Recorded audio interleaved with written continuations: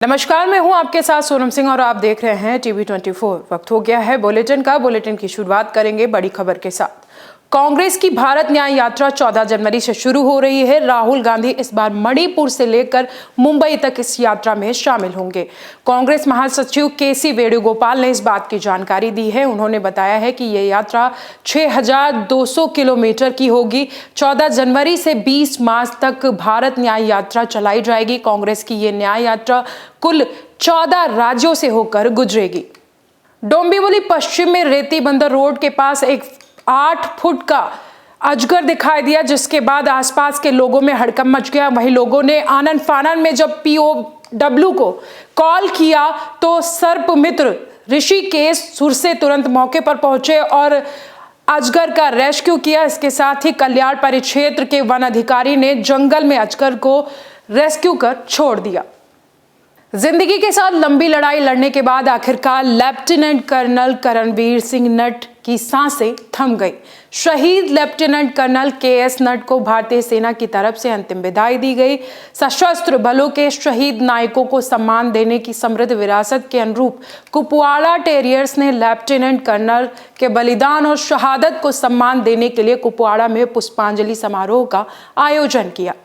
रायबरेली जिले में एक तेज रफ्तार ट्रक सड़क किनारे बने घर की बाउंड्री वॉल तोड़ते हुए पलट गया। गनीमत की बात रही कि इस दौरान घर का कोई भी सदस्य बाहर नहीं था। ट्रक में आलू की बोरियां लदी हुई थी। इस हादसे में ड्राइवर व क्लीनर को मामूली चोटें आई हैं। घटना मील एरिया थाना क्षेत्र के मलिक मऊ चौराहे की है। दिल्ली NCR में कई जगहों पर घना कोहरा छाया हुआ है। कई जगहों पर विजिबिलिटी कम हो चुकी है। कहीं विजिबिलिटी 0 दर्ज की गई है तो कहीं पर 10 से भी कम है। सड़कों पर धुंध और धुआं दोनों नजर आ रहा है। वहीं राजधानी में घने कोहरे की वजह से हवाई उड़ानों पर भी ब्रेक लग गया है। दिल्ली एयरपोर्ट पर अंतर्राष्ट्रीय और घरेलू उड़ानें 110 फ्लाइटों को आगमन और प्रस्थान जो है वो प्रभावित हुआ है। सड़कों के पास की चीजें दिखाई नहीं दे रही हैं। गाड़ियां एक दूसरे के सहारे आगे बढ़ रही हैं। इसे लेकर भारतीय मौसम विभाग ने पहले ही अलर्ट जारी किया था। उत्तर प्रदेश यमुना एक्सप्रेस वे पर घना कोहरा छाया हुआ है। आगरा की ओर जाने वाली लेन पर विजिबिलिटी कम हो चली है। आपको बता दें कि इसके कारण दर्जनों वाहन आपस में टकरा गए हैं, जिससे कई लोग घायल हो गए हैं। यह हादसा जेवर थाना क्षेत्र के दयानतपुर गांव के पास हुआ है। सूचना पर पहुंची पुलिस ने दुर्घटना में क्षतिग्रस्त गाड़ियों को हटवाया है। वहीं आगरा लखनऊ एक्सप्रेस वे पर उन्नाव के पास धुंध की वजह से बड़ा हादसा हुआ है। लखनऊ से आगरा जा रही कई गाड़ियां एक दूसरे से भिड़ गई हैं। हादसे में 3 बसें, 1 ट्रक और 2 कार समेत कई गाड़ियां बुरी तरह से क्षतिग्रस्त हो गई हैं। वहीं एक्सप्रेस वे के डिवाइडर से एक डबल डेकर बस टकरा गई थी, जिसमें एक यात्री की मौत हो गई है, जबकि कई लोग घायल हो गए हैं। देश में सोने के आभूषणों की कीमतों में कमी आने वाली है। इसे लेकर मोदी सरकार ने बड़ा फैसला लिया है। आपको बता दें कि केंद्र सरकार ने संयुक्त अरब अमीरत से भारी मात्रा में सोना इंपोर्ट करने की अनुमति दे दी है।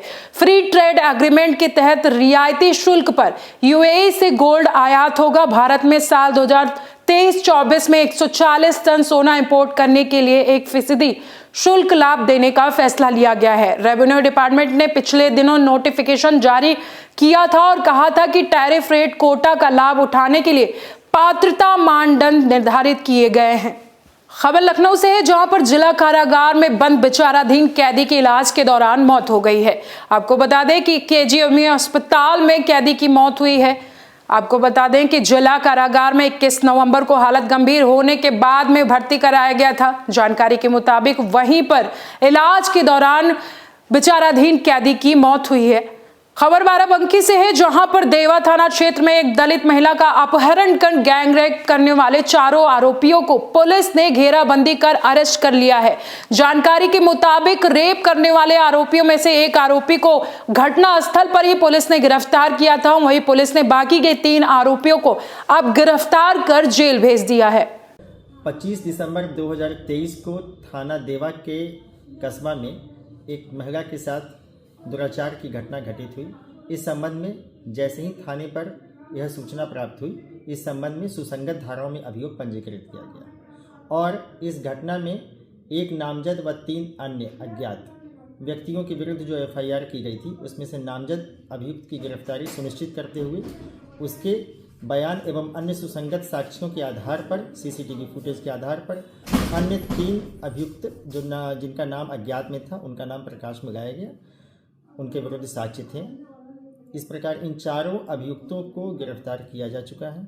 खबर मुजफ्फरनगर से है, जहां पे बुढ़ना कोतवाली क्षेत्र के शाह डबर गांव में सचिन राठी का पार्थिव शरीर पहुंचा है। केंद्रीय मंत्री डॉक्टर संजीव बलियान, पूर्व विधायक उमेश मलिक, मुजफ्फरनगर डीएम अरविंद मलप्पा बंगारी और मुजफ्फरनगर एसएसपी ने सचिन राठी के पार्थिव शरीर को कंधा दिया है। वहीं सचिन राठी का शरीर जब उनके गांव पहुंचा तो पूरे गांव में शोक की लहर दौड़ गई। फिलहाल अभी के लिए इतना ही, आगे के लिए देखते रहे टीवी 24।